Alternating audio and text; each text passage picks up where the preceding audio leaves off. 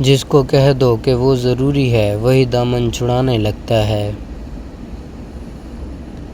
جب اپنوں میں مکار، غدار اور منافق پیدا ہو جائیں تو میدان میں کھڑا شیر بھی کتوں سے ہار جاتا ہے۔ افواہ نفرت کرنے والے بناتے ہیں، احمق پھیلاتے ہیں اور بے وقوف ان پر یقین کرتے ہیں۔ ان تینوں میں سے کوئی بھی بننے کی کوشش نہ کرنا۔ اپنے خیالات کو صاف پانی سے زیادہ صاف رکھیں۔ جس طرح پانی کے قطروں سے دریا بنتا ہے، اسی طرح خیالات، کردار اور ایمان بنتے ہیں۔ دعا کرتے رہنا چاہیے، کیونکہ دعا کی مثال دستک کی طرح ہوتی ہے اور مسلسل دستک دینے سے دروازہ کھل ہی جاتا ہے۔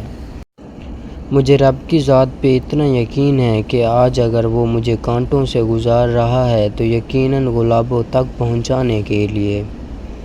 معلومات اللہ کی سپرد کرنا ہی بہتر ہوتا ہے، کیونکہ ہم خود بھی اپنے ساتھ اتنے مخلص نہیں ہوتے جتنا اللہ ہمارے ساتھ ہوتا ہے۔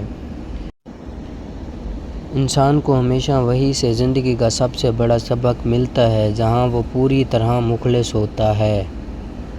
کسی کو پانے کے لیے ہماری خوبیاں بھی کم پڑ جاتی ہیں اور کھونے کے لیے غلطی بھی کافی ہے۔